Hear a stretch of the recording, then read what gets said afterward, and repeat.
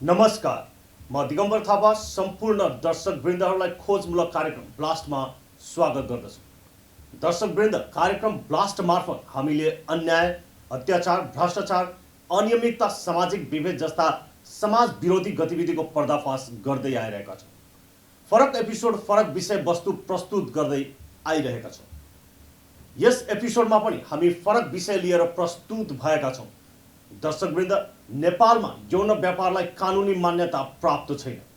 यसलाई गैर कानुनी मानिन्छ। यसलाई देह व्यापार पनि भन्ने गरिन्छ। हाम्रो छिमेकी राष्ट्र भारत लगायतका थुप्रै देशमा यौन व्यापारले कानुनी मान्यता पाएको छ, तर त्यसको लागि व्यवस्था पनि गरिएको छ। यौन व्यापारको लागि अलग स्थानको व्यवस्था गरिएको हुन्छ। निश्चित क्षेत्रमा मात्र यौन धन्दा गर्न पाइन्छ। कानुनले मान्यता दिएको छ भने जथाभावी यौन व्यापार गर्न पाइँदैन। जथाभावी गरिएमा सामाजिक मर्यादा उल्लङ्घन गरिएका भन्दै कानुनी कारवाही पनि गरिन्छ।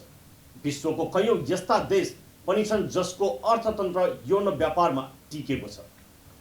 विदेशी पर्यटकहरू ती देशमा यौन सन्तुष्टिका लागि पुग्ने गर्दछन्।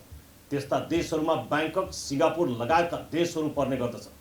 तर हाम्रो देश नेपालमा भने यौन व्यापारलाई अनैतिक कार्य र गैर कानुनी भन्ने गरिन्छ। यौन व्यापार गर्ने र गराउने माथि दण्ड सजायको पनि कानुनको व्यवस्था गरिएको छ, तर पनि लुकी छिपी यौन व्यापार भइरहेको छ। देशका ठुला तथा साना सहरहरूमा यौन व्यापार फस्टाउँदै गएको पाइन्छ। गण्डकी प्रदेशका मुख्यमन्त्री पृथ्वी सुब्बा गुरुङले एउटा सार्वजनिक कार्यक्रममा पर्यटन क्षेत्रलाई लक्षित गरेर पर्यटकीय नगरी पोखरामा यौन व्यापारको लागि कानुनी व्यवस्था हुनुपर्ने बताउनु भएको थियो। उहाँको भनाइप्रति थुप्रै टिप्पणी र आलोचना पनि भएको थियो। सरकारले यौन व्यापारलाई कानुनी मान्यता नदिए पनि गोप्य रूपमा नेपालमा यौन व्यापार फस्टाउँदै गएको छ। राजनैतिक दलका नेताहरू र प्रहरी प्रशासनको संरक्षणमा यौन व्यापार हुने गरेको पनि पाइन्छ। दर्शकहरू, नेपालको प्रमुख प्रवेशद्वार तथा आर्थिक नगरी वीरगञ्जमा पनि यौन व्यापार फस्टाउँदै गइरहेको छ। वीरगञ्जका होटल तथा रेस्टुरेन्टहरूमा यौन व्यापार हुने गरेको छ भने कैयौँले मदिरा भट्टीको आडमा समेत यौन धन्दा सञ्चालन गर्दै आएका छन् भने केही धन्दावालाहरूले घरमै भाडा लिएर यौन व्यापार सञ्चालन गर्दै आएका पनि छन्। हेर्नुहोस् यो रिपोर्ट। वीरगञ्जमा कैयौँले स्थानीय प्रहरी प्रशासनको संरक्षणमा खुलमखुल्ला यौन धन्दा सञ्चालन गरिरहेका छन् भने कैयौँले प्रहरी र स्थानीयको नजर छलेर यौन व्यापार गर्दै आएका छन्। बेला बखत प्रहरीले यौन धन्दा विरुद्ध सर्च अभियान नै सञ्चालन गरेको देखाउँछ, तर केही दिनपछि तिनै स्थानमा यौन व्यापार सुचारू भएका हुनेछन्। यौन व्यापार गर्ने र गराउनेले निर्धक्क भएर व्यापार गरिरहेको देखिन्छ, तर प्रहरी प्रशासन भने मौन बसिदिन्छन्। यौन व्यापारलाई कानुनले मान्यता दिएको छैन। नेपाली समाजमा यौन व्यापारलाई अनैतिक र गैर कानुनी मानिन्छ। यौन व्यापार गर्ने महिलाहरूलाई समाजले राम्रो मान्दैनन्। उनीहरूको समाजमा कुनै पनि किसिमको प्रतिष्ठा हुँदैन, तर पनि कैयौँ महिलाले बाध्यताको कारण त कसैले मनोरञ्जन र धन आर्जन गर्न सजिलो उपायको रूपमा लिएर यौन व्यापार गर्ने गरेको पाइन्छ। प्रहरीको कारबाहीमा परेका महिलाहरूले आफूले बाध्यताको कारण यौन व्यापार गर्ने गरेको बताउने गरेका छन्। यौन व्यापार गर्ने महिलाहरूको पनि विभिन्न किसिमको वर्गीकरण गरिएको छ। एउटा यौन व्यापार गर्ने महिला पेट र बालबच्चाको पालन पोषणको लागि यौन व्यापारमा लागेको हुन्छन् भने अर्को वर्ग भनेको यौन व्यापार गर्दा रमाइलो पनि हुने, काम नै नगरी धन आर्जन हुने भएकोले यौन व्यापार गर्ने गरेको पाइन्छ। बाध्यतावश यौन व्यापार गर्नेहरू साधारण होटल, रेस्टुरेन्ट, होटल लजहरूमा भट्टीमा बसेर सस्तोमा यौन व्यापार गरिरहेको हुन्छन् भने मनोरञ्जन र धनार्जनको लागि यौन व्यापार गर्ने महिलाहरू भने होटल, रेस्टुरेन्ट तथा मदिरा भट्टीमा बसेर ग्राहकको प्रतीक्षामा बस्दैनन्। उनीहरू फोन सम्पर्कमा रहेर यौन व्यापार गर्दछन्। अर्को वर्गको यौन व्यापारी महिला घरेलु पनि हुने गरेका छन्। त्यस्ता महिलाको सङ्ख्या भने कम छ। कोही श्रीमानको आम्दानी कम भएको कारण थप आय आर्जनको लागि लुकीछिपी सीमित व्यक्तिहरूसँग मात्र यौन व्यापार गर्ने गरेको हुन्छन् भने अर्को यौन व्यापार गर्ने महिला भने कसैले पनि सोच्नै नसक्ने उच्च घरानाका रहने गरेका छन्। कैयौँ महिलाहरू आफ्नो पतिको व्यस्तताको कारण आफूलाई यौन सन्तुष्टि दिन नसकेको कारण परपुरुषसँग सम्बन्ध राख्दछन् भने केही त्यस्तै महिलाले आफैले रकम दिएर भए पनि परपुरुषसँग शारीरिक सम्बन्ध राख्ने गरेका छन्। त्यस्ता घटनाहरूले दुर्घटना निम्ति आएको समाचारहरू पनि बेला बखत सार्वजनिक हुने गरेको छ। यौन व्यापार गर्ने एउटा अर्को पनि वर्ग छ, त्यो भनेको उच्च शिक्षाको लागि ग्रामीण भेगबाट सहर पसेको युवतीहरू। उनीहरूलाई घर परिवारले उपलब्ध गराउने कोठा भाडा, खाना खर्च, स्कुल फिस र कापी कलमको लागि मात्र हुने गर्दछ। सहरी जीवनमा प्रवेश गरिसकेपछि आधुनिक युगमा अरूलाई देखाउनको लागि भए पनि राम्रो कपडा लगाउनै पर्यो, होटल र रेस्टुरेन्टमा छिरेर खानै पर्यो, देखाउनको लागि ट्याक्सीमा चढ्नै पर्यो। त्यसको लागि परिवारले पठाएको पढाइ खर्चले पुग्दैन र फुर्मासी खर्च जुटान गर्न आडम्बर र देखावटमा बाँच्ने युवतीहरू सजिलो गरी धन आर्जनको लागि यौन व्यापारमा पर्ने गरेका छन्।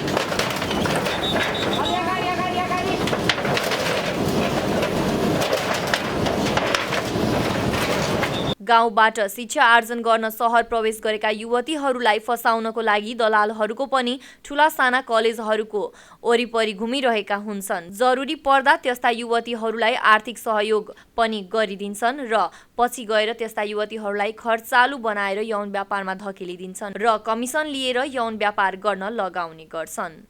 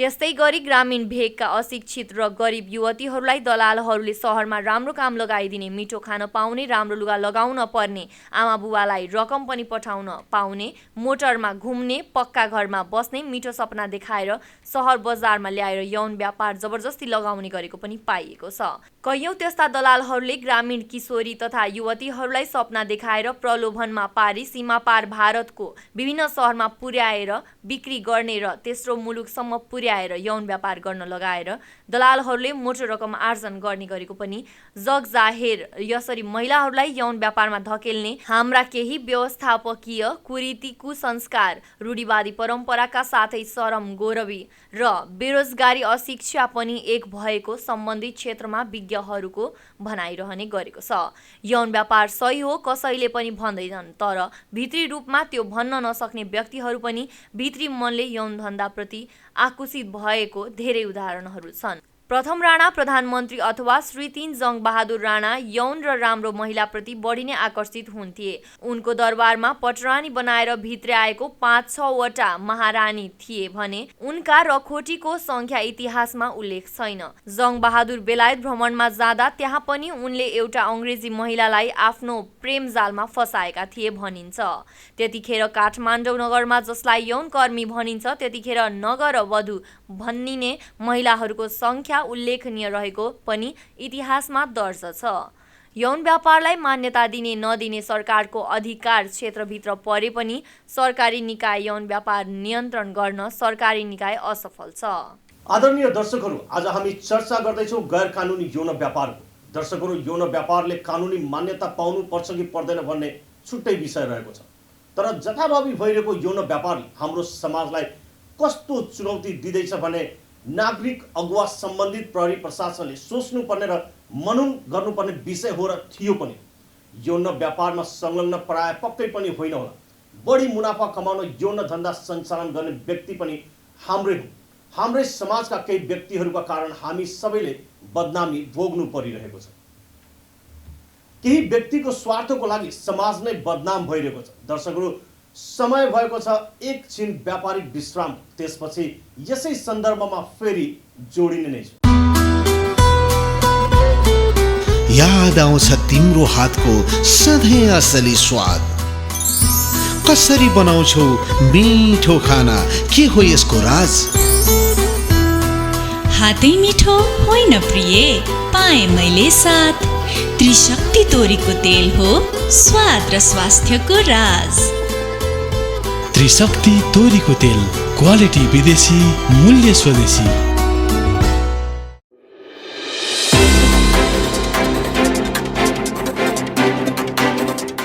अन्याय, अत्याचार र भ्रष्टाचार, घुसखोरी, तस्करी र अपराध सबै सामाजिक विसङ्गति वा विकृतिहरूको पर्दाफास गर्ने कार्यक्रम भण्डाफोर। म उमेश दुबेको साथमा।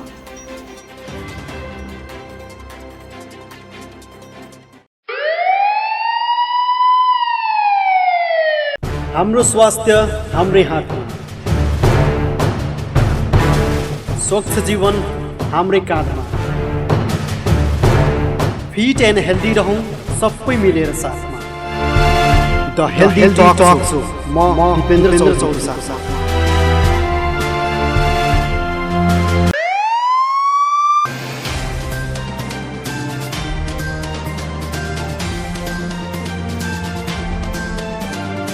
सुशासन र सभ्य समाजको लागि अनियमितता र ढिलासुस्ती माथिको प्रहार, राजनैतिक बेइमानी माथिको खुलासा र जन अधिकार सुनिश्चितताको लागि यो हो कार्यक्रम ब्लास्ट।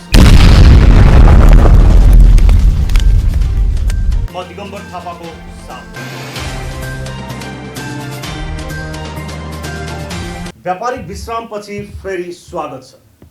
हामीले चर्चा गर्दै थियौँ महिलाहरूले गर्ने यौन व्यापारको। अहिले वीरगञ्ज महानगरको सीमित क्षेत्रमा मदिरा भट्टीको आडमा यौन व्यापार हुने गरेको छ।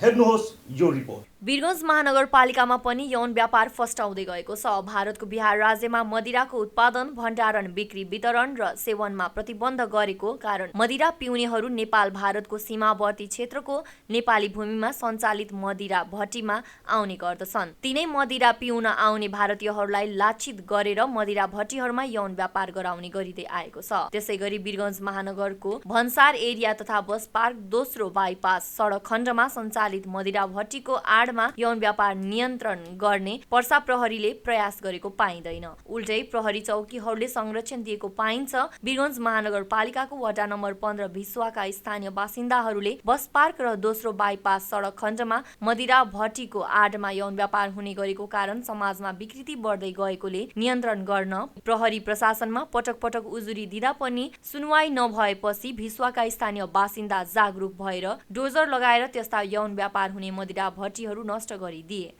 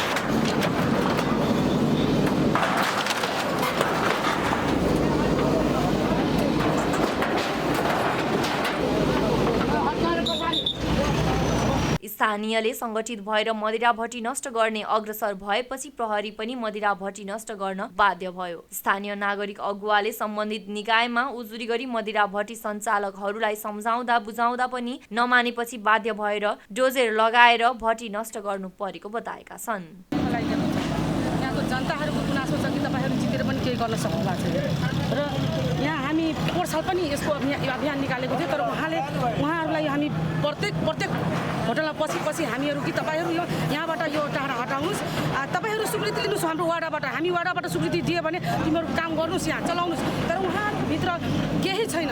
उहाँहरूले भन्नुहुन्छ हामी रिक्सावालाहरूलाई टाङवालाहरूलाई खाना खुवाउँछु, तर उहाँहरू खाना बनाउँदैन, उहाँहरू केही छैन, उहाँहरूको भित्र केही छैन। खालि बेड मात्रै, बिरिन्ची मात्रै रहेछ र पानी मात्रै र बियरहरू दारूहरू मात्रै छ। अनि हामीहरू पटक उहाँहरूलाई चेतावनी दिँदा पनि उहाँहरूले छोड्नु भएन। त्यही कारणले हामी उहाँहरूको टाढा नै हटाइदिने र यस टाढा हटाएपछि हामीहरू सायद उनीहरू सचेत हुन्छ कि भनेर यस्तो अभियान चलाएको छ। वीरगञ्ज महानगरपालिका वडा नम्बर 15 को भिस्वा तथा नयाँ बस पार्कको मदिरा भट्टी नष्ट गरी समाजबाट विकृति विसङ्गति हटाउने अभियान चलाएको पनि स्थानीयले बताएका छन्। टोलका मान्छेहरू हाम्रो महिला दिदीबहिनीहरू पनि यो बाटोबाट हिँड्न मुस्किल परेको हुनाले बारम्बार उहाँहरूको गुनासो वाडामा आएकोले अनि वाडाले चाहिँ हाम्रो वडा प्रहरीजीहरूसँग समन्वय गरेर यो कार्य हामीले गर्न लागेको। यो विकृति हटाउनको लागि हामी चाहिँ यो आज यो पहल गरेको, पहिला पनि गरेको हो, तर फेरि नमानेर बाध्य भएर हामीले यो कदम चाल्नु पर्यो। अनि यो कदम चाहिँ भन्नाले यो वार्डमा मात्रै हो कि अन्य पुरै वीरगञ्जमा पनि लागू हुन्छ? अहिले हालको लागि त हाम्रो यो एरियातिर देखिएको हुनाले अरू ठाउँमा पनि हामीलाई कहीँ जानकारी यस्तो विकृतिहरू भइरहेछ भने त्यसको लागि पनि हामी समन्वय गरेर जहाँ जानुपर्छ जे गर्नुपर्छ हामी त्यो यस्तो विकृति हटाउनलाई हामी जान्छौँ। भनेपछि वाडावासीहरूको गुनासो जुन पर्यो तपाईँलाई, त्यसपछि तपाईँले कदम उठाउनु? वाडावासीहरूको गुनासो पनि हो र आम पब्लिक पनि, वीरगञ्जभरिका मान्छे यो बाटोबाट राति हिँड्न नसक्ने गरी पनि स्थिति आएको हुनाले उहाँहरूको पनि धेरै कुरा सुनेर चाहिने हामीले यो कदम बाध्य भएर चाल्नु पर्यो। अहिलेसम्म कतिवटा घर पुगिसक्नु? अहिले त यो 2टा हो, एउटा त्यहाँ छ, 3टा हो, टहरा मात्र हो। अहिले यहाँनिर विकृति भनेको टहरामा त छँदैछ, तर केही व्यक्तिहरूले केही महिलाहरूले होटल पनि लिएर यस्ता व्यवसाय गरिरहेका छन्। त्यस्ता महिलाहरूको बारेमा पनि हामीले सल्लाह गरेर कसरी उहाँहरूलाई हामीले विकृति हटाउनलाई के गर्नुपर्छ हामी सल्लाह गरेर यसको बारेमा कदम चाल्छौँ। मदिरा भट्टी भत्काउने अभियान चलिरहेको स्थानमा सुरक्षाको लागि खटिएका प्रहरी अधिकारीहरूले प्रतिक्रिया दिन अनुरोध गर्दा अधिकारीहरूले जिल्ला प्रहरी कार्यालय पर्साका प्रवक्तासँग प्रतिक्रिया लिन भन्नेका थिए। विश्वका बासिन्दा जागरुक भएर यौन व्यापार हुने मदिरा भट्टी नष्ट गरे, तर वीरगञ्जको विभिन्न स्थानमा यौनकर्मी महिला राखेर व्यापार गर्ने कार्य जारी छ। पर्सा प्रहरी यौन व्यापार नियन्त्रण गर्ने तर्फ गम्भीर देखिएको छैन भने यौन व्यापार गराउने होटल, रेस्टुरेन्ट तथा लजहरूमा प्रहरीले सामान्य चेक जाँच समेत गर्ने गरेको छैन। एक होटल सञ्चालकले नाम उल्लेख नगर्ने शर्तमा आफूहरूले प्रहरी प्रशासनलाई एक मुष्ट मासिक रकम बुझाउने गरेको बताएको छन्। प्रहरीले कहिलेकाहीँ छापा मारे पनि कोही कसैलाई कारबाही नगर्ने ती व्यापारीको दाबी छ। जसरी यौन व्यापार विरुद्ध भिस्वाका बासिन्दा जागरुक भएका छन्, त्यसैगरी वीरगञ्जका अन्य स्थानका बासिन्दा पनि जागरुक भएर गैर कानुनी र असामाजिक कार्य यौन व्यापार रोक्ने अभियान चलाउन आवश्यक छ। दर्शकहरू, नेपालमा यौन व्यापारले कानुनी मान्यता पाएको छैन, तर पनि लुकी छिपी यौन व्यापार भइरहेको छ। नेपालमा यौन व्यापार गर्ने महिलाको संख्या कति छ भने कुनै पनि किसिमको तथ्याङ्क छैन। केही सामाजिक संस्थाहरूले यौन व्यापार गर्ने महिलाहरूको बीचमा गएर HIV एड्स रोकथामको लागि काम गर्ने गरेका छन्। उनीहरूसँग पनि नेपालमा यौन व्यापार गर्ने महिलाको संख्या कति छ भन्ने तथ्याङ्क छैन। एक सामाजिक कार्यकर्ताको अनुसार यौनकर्मी महिलाहरू विभिन्न सहरमा पुगेर व्यापार गर्ने भएकाले संख्या यकिन गर्न नसकिएको बताइएका छन्। दर्शकहरू, कैयौँ महिलाहरू बाध्यता र बेरोजगारीका कारण यौन व्यापारमा लाग्ने गरेका छन्। त्यस्ता महिलाहरूलाई सरकारले सिपमूलक तालिमको व्यवस्था गरेर उनीहरूलाई समाजमा पुनर्स्थापना गर्न आवश्यक छ भने यौन व्यापारमाथि प्रहरी प्रशासनले कडाई गरेर नियन्त्रण गर्नुपर्छ भने यौन व्यापारी महिलाहरूका कारण कैयौँ घर परिवार बर्बाद पनि भएका छन्। यसतर्फ सम्बन्धित प्रशासन, नागरिक समाज गम्भीर हुन आवश्यक देखिन्छ। हवस् त दर्शकहरू, आजका लागि यति नै। फेरि अर्को एपिसोडमा यस्तै पृथक विषय लिएर उपस्थित हुने नै छौँ। तबसम्मका लागि स्क्रिप्टमा सरोज खड्का, सुभाष महतो र क्यामेरामा दिपेन्द्र बिसी र राजु बैठा सहित म दिगम्बर थापा पनि बिदा चाहन्छु। नमस्कार।